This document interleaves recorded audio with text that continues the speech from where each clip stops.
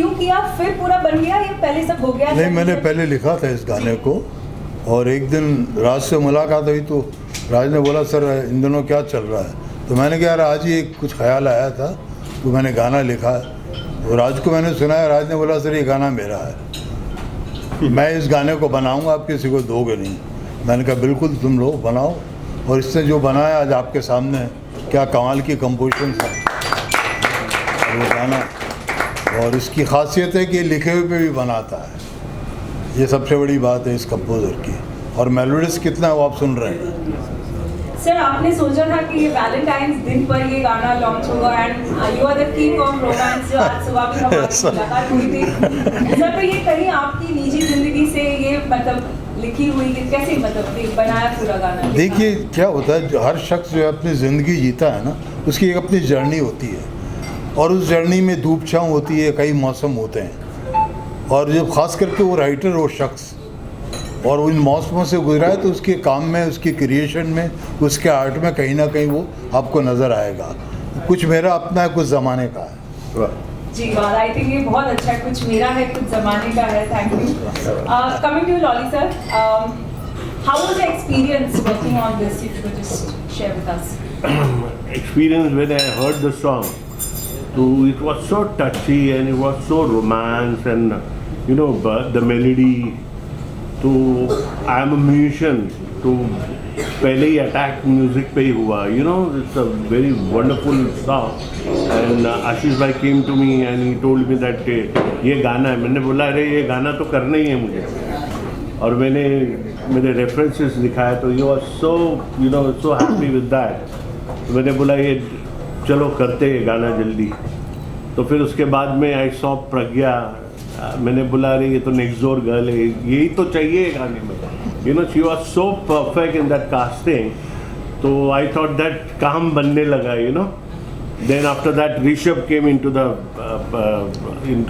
This thing scene, he was wonderful, and I think that I have started with, he has started with me, his first movie. Actually career मेरा start sir से हुआ, तो I start, हाँ, तो I think that he was my baby. तो handle कैसे करना है, क्या करना है, because it was a very intense, you know that song. ऐसा नहीं है कि क्या जो म्यूजिक वीडियो चलता है वैसे ही कुछ कर दे शॉर्ट वॉट, ये बहुत इंटेंस है। और जो कादरी साहब ने जो वर्ड फेंक के मार रहे थे, जो ऐसा लग रहा था, तो मैं बोला कि क्या भाई ये तो वापस से डिटेलिंग में होना ही चाहिए, अदरवाइज ये थोड़ा ऑफबिट नहीं हो जाए। तो I have tried my best, and I think that Pragya, Rishabh, definitely they have made me happy with this song. Thanks, I think needs a round of applause. Yeah, thank you. तो आपने जैसे कहा sir कि words फेंक के मारे थे, तो जैसे आपको डायरेक्शन में लगा, I am sure as a composer Raj ji, आपको कैसे लगे वर्ड्स फेंक के आए थे कंपोजिशन करने के वक्त? देखिए क्या होता है, जब स्पेशली जब आप शायरी कंपोज करते हो, अच्छी राइटिंग कंपोज करते हो, तो सबसे अच्छी बात होती है कि शब्दों में ही कंपोजिशन होती है। आप उसके भाव में उतरते जाते हो, शब्द अपने आप सुर बोलने लग जाते हैं कि यार ऐसा होना चाहिए, इस गली जाना चाहिए। तो सर की स्पेशलिटी, क्योंकि शब्द जो होते हैं कंपोज़र के लिए कहना चाहिए कि एक आशीर्वाद है कंपोज़र का, अपने आप उसको रास्ता मिलता है और वो कंपोज कर लेता है। और मेरा ही नहीं, सर के सारे ही गाने जो हैं वो आप सुनिए तो एक लिरिक, जिसमें आपको लिरिक्स प्रधान गाने होते हैं, जिसमें आप शब्द सुनते हैं, जिसमें आप मीनिंग ढूंढते हैं, वैसे गाने होते हैं। तो वो मेरे लिए भी ब्लेसिंग है कि सर इस गाने के लिए एग्री हुए और ये गाना हुआ। और फिर जी बाद में फिर आशीष भाई ने बोला कि इसको हम प्लान करते हैं इस गाने को बढ़िया से। देन प्रज्ञा आई, लॉली सर आए, ऋषभ आए, और गाने को एक स्टेप ऊपर लिया। और सर ये फेंक के कहाँ मार रहे थे पता है? वो तो मैंने जगह बताया नहीं जी, यहाँ पे आ रहा था। अरे दिल यहाँ लग रहा था। I agree, the song is बहुत ब्यूटीफुल से लिखा है, कंपोज किया है, the actors are damn good, but एक इंसान जिनके बारे में अगर हमने बात नहीं की तो ये इवेंट पूरा अधूरा है, और वो है पैपॉन। हमारे ब्यूटीफुल अमेजिंग म्यूजिक इंडस्ट्री के सिंगर है पैपॉन। आज उनकी थोड़ी तबीयत ठीक नहीं थी, इसलिए वो आज ज्वाइन नहीं कर पाए हमें यहाँ पर।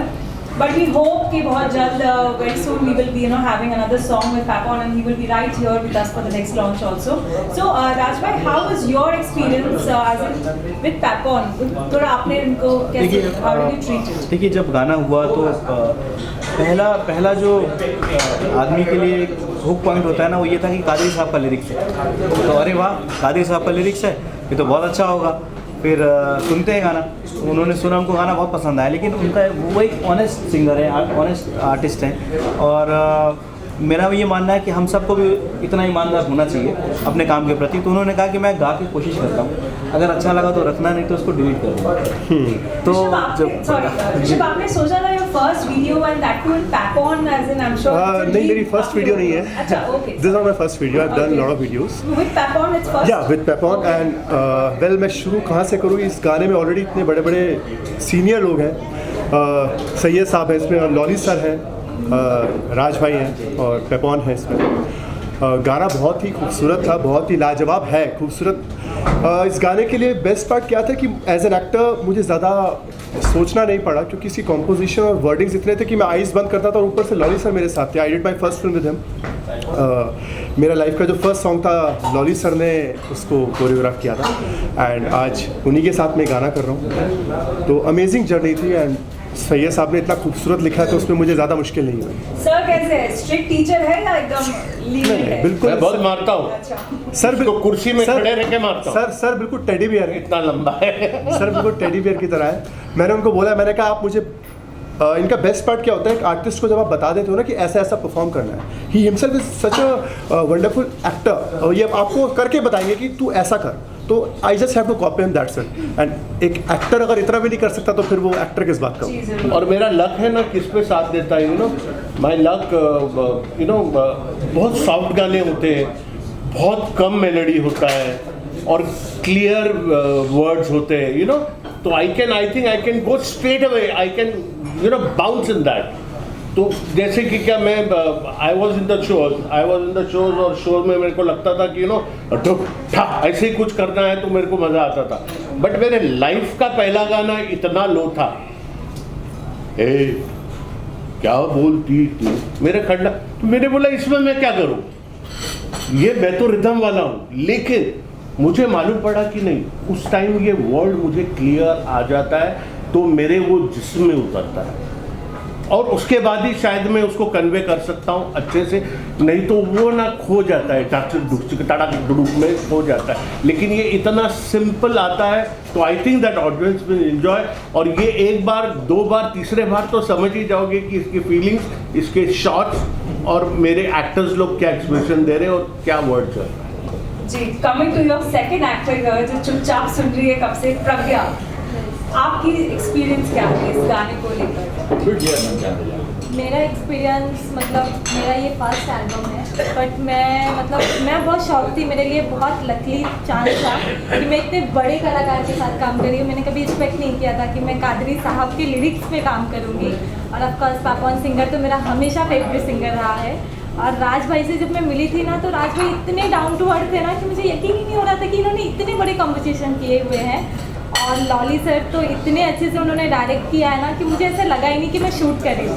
मुझे ऐसा हमेशा लगता था कि मैं कोई मिनी ट्रिप में आई हूँ और सर मुझे गाइड कर रहे हैं कि देखो ऐसे करना वैसे करना है, और खुद को वो फील कराते थे।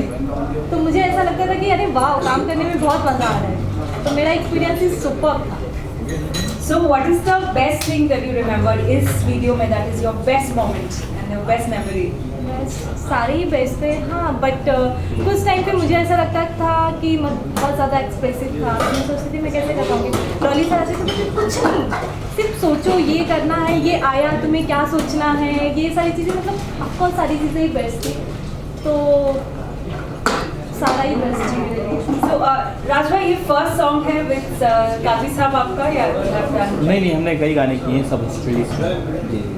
ओके सर, दिस सॉन्ग आप जैसे बाकी भी आपके सुपरहिट सॉन्ग हुए हैं, हम विश करते हैं ये भी बहुत सुपरहिट हो जाए बहुत जल्दी। And on that note I would open it for जब वैलेंटाइन डे है आज, कोई बात है, कोई वैलेंटाइन डे की यादें कुछ हो तो आप लोगों की कुछ शेयर करें।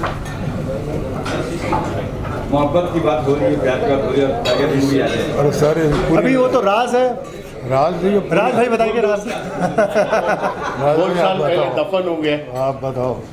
ये तो पूरा तीर मेरे तरफ ही आ गया।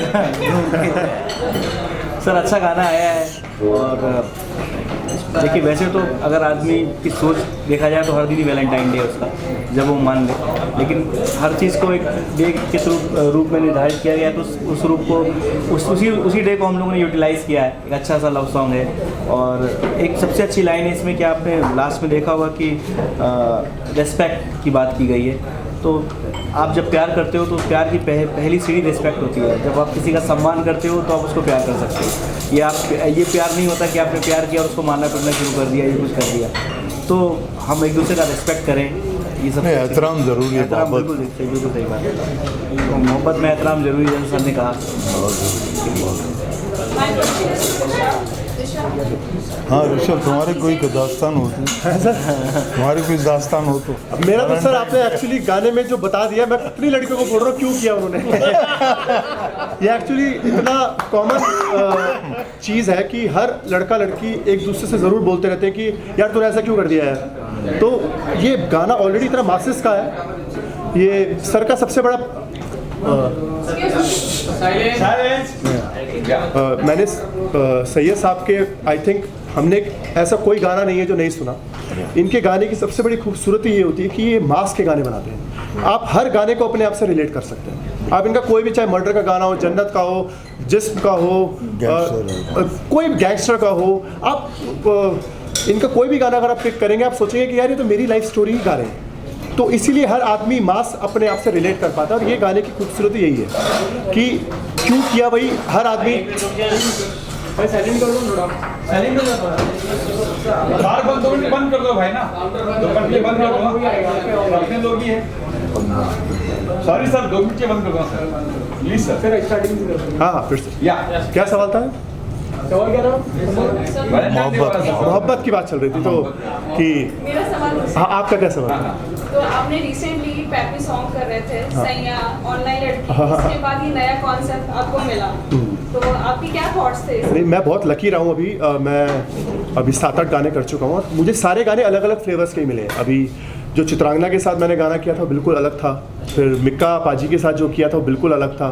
फिर एक और मैंने गाना किया था वो बिल्कुल अलग था। ये बिल्कुल अलग है।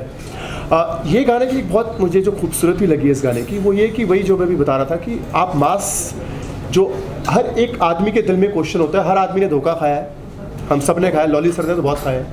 इसके लिए मैं शायद कर सका बराबर। और मुझे पक्का पता है कि सर अपने समय में इतने रोमांटिक रहे होंगे। इन्होंने इतने दिल तोड़े हैं या टूटे हैं सैयद साहब के, वो कह रहे हैं अभी भी है। तो आई थिंक वो एक खासियत है सॉन्ग की कि आप इनका कोई भी सॉन्ग उठा लो, आप यही बोलोगे कि हाँ यार ये मेरी लाइफ की स्टोरी सर ने लिखी। तो वो सबसे खूबसूरत ये सॉन्ग जो मुझे एज एन आर्टिस्ट फील हुई कि ब्यूटीफुल सॉन्ग।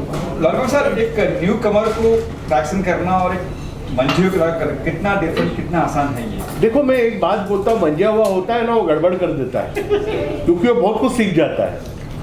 लेकिन जो हमारे पास बोलते ना एक रॉ एक आता है ना, और नया लड़के बच्चे आते हैं ना, तो उसको ना हम जिस तरीके से मोल्ड करें ना वैसे वो मोल्ड होते, सुनते हैं हमारी बात, इसके लिए वो परफेक्ट आता है। नहीं तो क्या होता है कि क्या अगर जरा सीनियर लोग हैं, डांस में बात अलग है। मैं जब कोरियोग्राफ करता हूँ तो कोरियोग्राफी में एक एक्टर होता है जो पुराना है, जो जिसको पता है मैं ये एंगल दूंगा, ये यहाँ स्टॉप करूँगा, वो ठीक है। लेकिन ये गाना बहुत अलग ही था। तो इसमें मुझे ऋषभ तो अभी बहुत सारे कर लिया है और प्रज्ञा ने भी, प्रज्ञा वॉज अ गुड एक्टर। तो ये गाना एक्टिंग का ही था। तो आई थिंक दैट दोनों ने बहुत अच्छा किया है and I am happy with them. मैंने तो शूटिंग में इन लोगों को बोला था कि मैं पूछूं तुम लोगों से।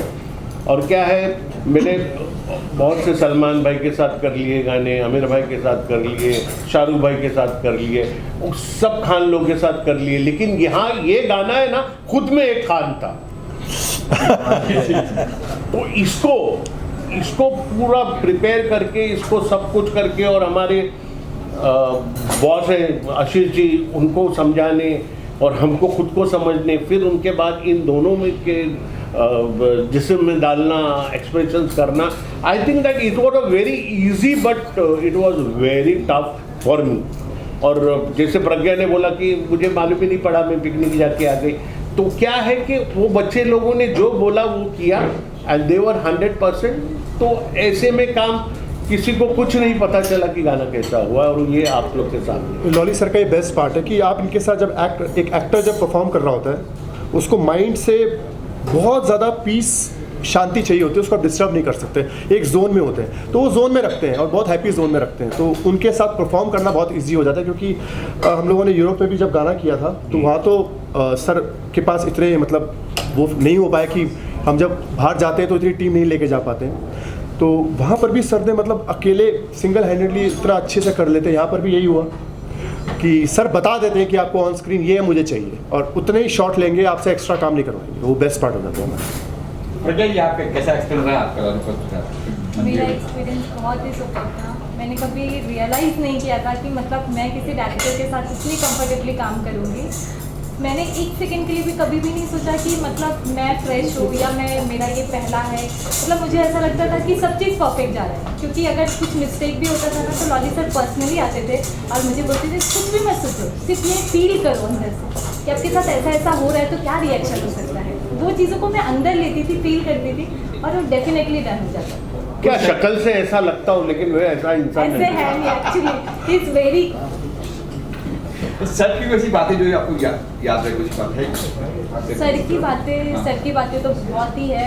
सर हमेशा खुश रखते हैं। अगर वो सेट पे भी होते हैं ना, तो ऐसा माहौल उनका बना होता है ना कि अभी हम पार्टी के मूड में हैं, कि देखो अभी ये होने वाला है, ये ऐसा नहीं है। मतलब उनका जो अंदर से एक्सप्रेशन निकलता है ना, ही इज गुड। मतलब वो खुद को भी एक एनर्जी दे देते हैं कि अगर आप टायर्ड हो ना तो एक एनर्जी में आ जाते हो कि नहीं अभी काम करना है। तो एक thank you Pragya. MC Stan won and you were predicting that he will win. नहीं, it's good for me, it's good for me. ठीक है, अच्छा वो जीत गया। मासेस के साथ जब आप जुड़ जाते हैं, जैसे सर जुड़े हुए हैं, आई थिंक कहीं ना कहीं उसका भी कनेक्शन मासेस के साथ रहा था, दैट्स ऑल। वो बहुत बड़ा रीज़न रहा है उसका। So thank you everyone for coming. जाते on the occasion of Valentine's, I would like to again say this is a beautiful gift from all of y'all to everyone out here. क्यों किया?